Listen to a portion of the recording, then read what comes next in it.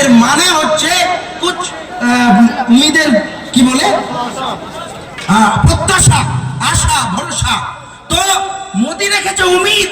अरे मोदी जी उम्मीद कोথায়? उम्मीद भी यहाँ नजर नहीं आ रहा है और इसमें किरण भी नजर नहीं आ रहा है। আপনি তো ওয়াকাফের প্রপার্টিটা দখল করতে দিচ্ছেন। মানে আদানি, আপনি জানেন আম্বানি এন্টেলিয়াটা বানিয়েছে ওয়াকাফের প্রপার্টির উপর। তো অনেকদিন ধরে দখল রেখেছে, মানে ওকে আর হাঁটাতে ওয়াকাফ পারবে না। কেন পারবে না? ভাড়াও নিতে পারবে না, কোথাও ভাড়াও নিতে পারবে না। ও দখলে আছে, তোমার টাইম শেষ হয়ে গেছে, 12 বছর বেশি দখলে আছে, মানে লিমিটেশনের পাওয়ারটা শেষ করে দিল। মানে সমস্ত প্রপার্টি কিন্তু বহুদিন ধরে ইউজ হয়ে আসছে মসজিদ হিসাবে, হ্যাঁ, ওই সবগুলো দখল করবে। এত ভয়ঙ্কর আইন। ভারতের সংবিধানের 26 নম্বর ধারাতে বলছে যে কোনো মাইনরিটি, সে মুসলিম হোক, ভাষা মাইনরিটি হোক, কম ভাষায় আছে, খ্রিস্টান আছে, তারা নিজের প্রপার্টিটা নিজেই ম্যানেজ করবে, সবকিছু করবে। এখানে মোদিজি বলছে তোমরা ম্যানেজ করতে পারবে না। মানে উল্টো কথা বলতে গেলে, তোমরা নামাজ পড়তে গেলেও ডিএম এর পারমিশন নিতে হবে, ঈদগাহ গেলেও ডিএম এর পারমিশন নিতে হবে। কত ভয়ঙ্কর! ইউপিতে তো আইন আছে, তবু ছাদে নামাজ পড়তে, নিজের বাড়ির ছাদে নামাজ পড়তে দিচ্ছে না। তো তুমি এই আইনটাকে মাধ্যমে তুমি কি করবে? মুসলমানদের তো মসজিদে যেতে দেবে না। আস্তে আস্তে মসজিদ, ঈদগাহ গুলো বুলডোজার চলবে, তারপর মুসলমানদের বাড়িতে বুলডোজার চলবে। আর একটা পত্রিকা আছে আরএসএস এর কি আছে? পত্রিকা আছে। ওই পত্রিকায় লিখেছে এবার মুসলমানদের বাস দিলাম, লিখেছে মুসলমানদের বাস দিলাম, এবার খ্রিস্টানদের পালা।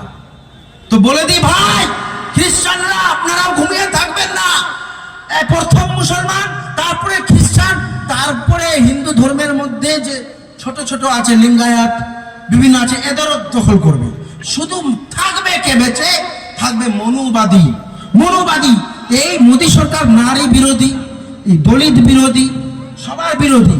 মোদী শুধু চায়, নরেন্দ্র মোদী চায় যে এইখানে তারাই বাস করুক যারা মনুস্মৃতিতে মানবে, সংবিধানে ভরসা নেই। 400 পার তো মোদী বিজেপির নেতারাই বলেছিল, আব কি বার 400 পার তো সংবিধান পার। মানে তাহলে তুমি সংবিধান শেষ করতে চাইছিলে, এখন তুমি সংবিধানটাকে পুরোপুরি শেষ করে দেওয়ার প্রচেষ্টায় আছো। এবার বলে দিই দ্বিতীয় রোড, সুপ্রিম কোর্টে অনেকে ভরসায় আছে আমরা যে সুপ্রিম কোর্টে কি হবে। সুপ্রিম কোর্টে এবং হাইকোর্টেও আমরা মামলা ফাইল করতে যাচ্ছি, কলকাতা হাইকোর্টেও। তো সুপ্রিম কোর্টে ফাইল হয়েছে, এর ভ্যালিডিটি নেই যে এটা আইনটা আদৌ সংবিধানে টিকছে কিনা, সবকিছুতে টিকছে কিনা। কিন্তু আমরা একটা রায় দেখেছি। কি রায়? বাবরি মসজিদের রায়। বাবরি মসজিদের রায়ে কি ছিল? সব ঠিক, কোটা জাজমেন্ট ঠিক। বড় বড় যারা জাজেসরা আছে তাদের সঙ্গে আমি ডিসকাশন করেছিলাম, তখন জাজমেন্ট সব ঠিক। লাস্টে গিয়ে বলছে আইনের ভিত্তিতে আমি রায় দিচ্ছি না, মানুষের আবেগের ভিত্তিতে রায় দিচ্ছি। যদি সুপ্রিম কোর্ট সংবিধান না মানে, তো সুপ্রিম কোর্টকেও মানা যাবে না।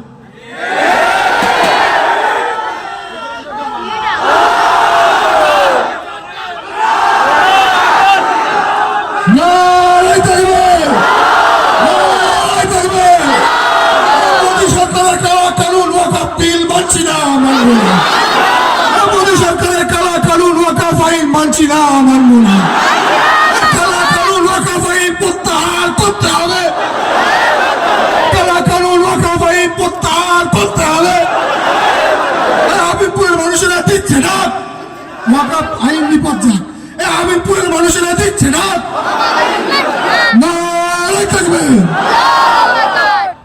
তাহলে বোঝা যাচ্ছে মোদী সরকার যা যা ভাউতাবাজি পার্লামেন্টে বলেছে, মিথ্যে কথা সবকিছু বলেছে। এবং শুধু তাই নয়, মোদী সরকার ওখানে অনেক মিথ্যে কথা বলে দিয়েছে, অনেক কিছু মিথ্যে বলেছে, পার্লামেন্টে বলছে। এখন সময় এসেছে একটা খুশির খবর আপনাদের দিয়ে রাখি। খুশির খবরটা কি জানুন? আমি আর আইনটা ব্যাখ্যা করছি না, এবার আপনারা পড়ে নেবেন।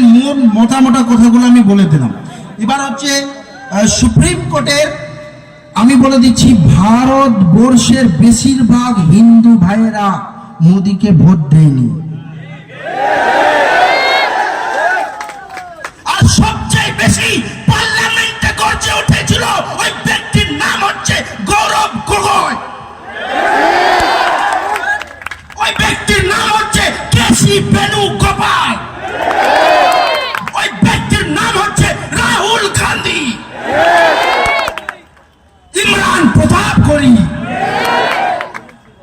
বলছি কপিল সিব্বল, ডক্টর অভিষেক মনু সিংভি, তো আমি আর সুপ্রিম কোর্টেও মেন আর্গুমেন্ট করবে কপিল সিব্বল।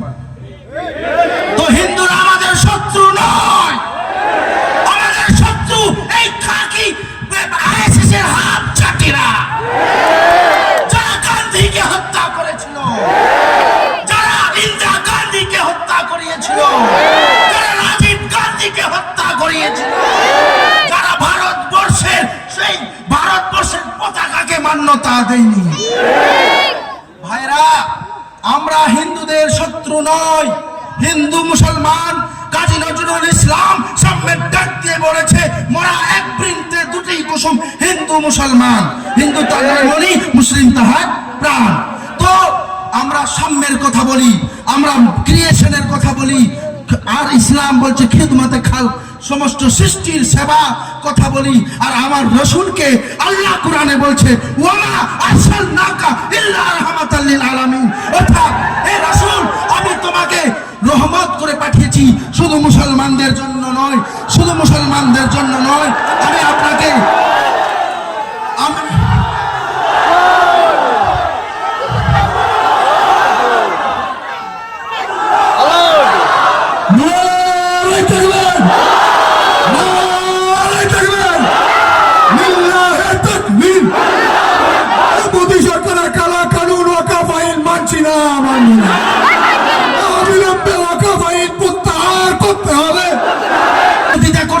যারা বলেছিল, যারা মনুষ্য